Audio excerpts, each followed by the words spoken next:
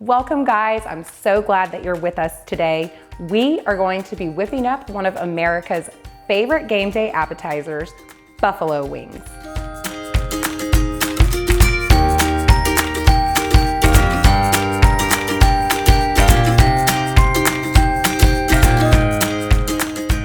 You don't have to worry about the mess. You don't have to worry about the oil because these buffalo wings are baked, not fried. And I promise you, you are not going to miss a thing, minus maybe the calories.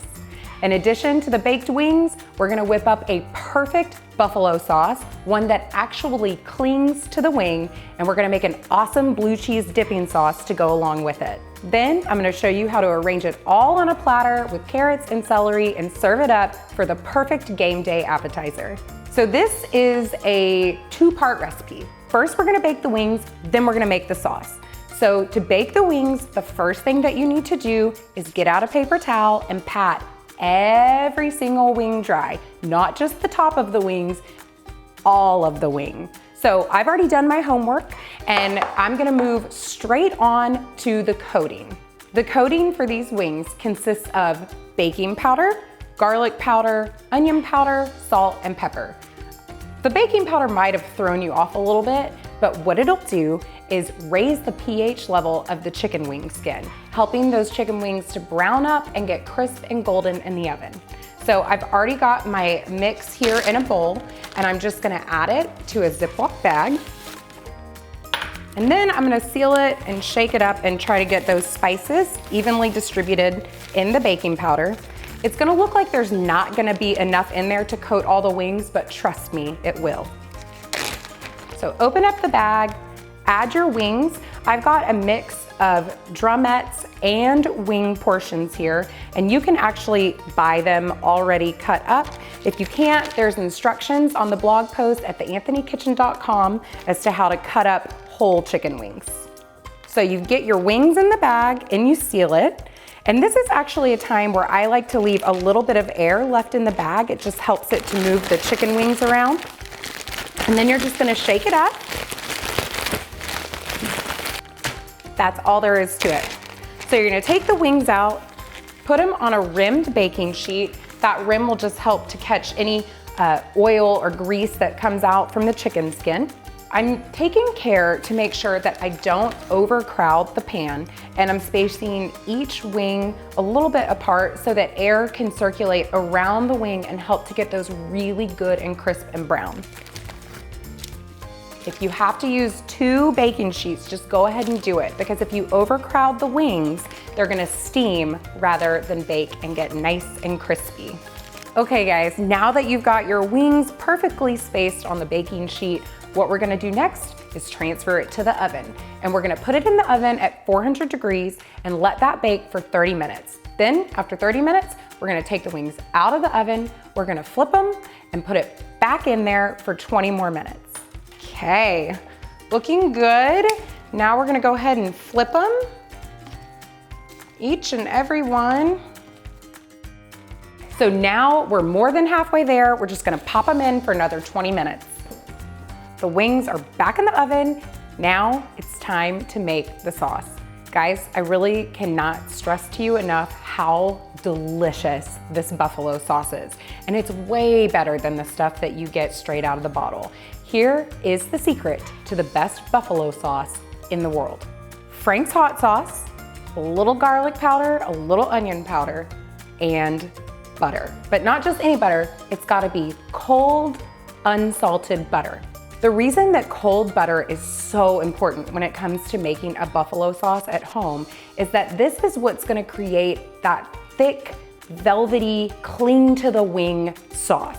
You'll start by bringing the hot sauce and the seasoning to a simmer on the stovetop. Then, as soon as you've hit a simmer, cut that heat down and start adding the cold butter cubes in just a few at a time. Don't rush it. Whisk continually until you've used up all your butter cubes. And that's it. Your buffalo sauce is done and your wings are ready for dressing. The sauce is done, the wings are hot out of the oven, and now we're just gonna toss those crispy wings in that beautiful buffalo sauce. Grab yourself a pair of tongs and add the wings to a big bowl. Sauce over the wings. Perfect.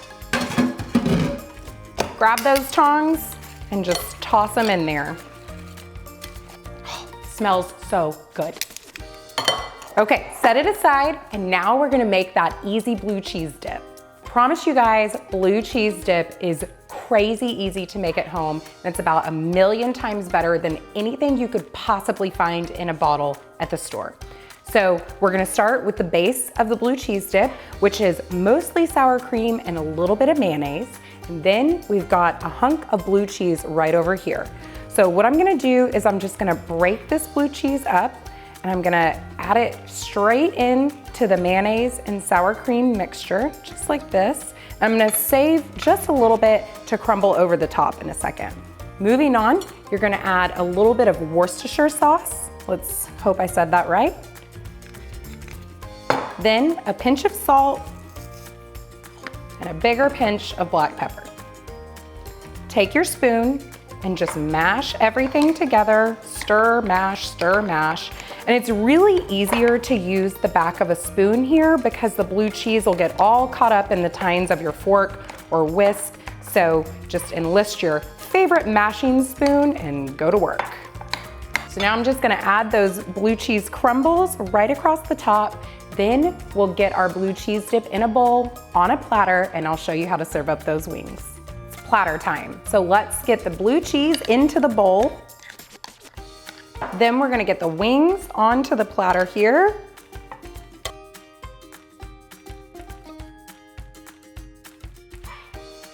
Okay, so we could stop here, but let's keep going. We're gonna add a little bit more color to the platter to make it extra special for our guests. I'm gonna add some carrots just along the rim of the dipping bowl here. I went ahead and bought carrot coins because I really despise having to peel carrots, and this is just so much easier. Celery, on the other hand, super easy to cut up. So went ahead and bought a stalk of celery and saved the leaves because we can use that as garnish. And we'll just add some celery sticks right over here and just kind of arrange it however you like. And then wherever we need little pops of color, I can just enlist these celery leaves and add them along the rim of the plate. And there you have it, a perfect party platter of the best buffalo wings in town, and you didn't have to go anywhere but your own kitchen to get them. Make sure to serve with lots of napkins on the side. Y'all enjoy your wings. And remember, if you liked this video, give us a thumbs up. You can subscribe at theanthonykitchen.com for tons of new recipe ideas, and be sure to subscribe to our YouTube channel, The Anthony Kitchen. Thanks so much for watching, and we'll catch you next time.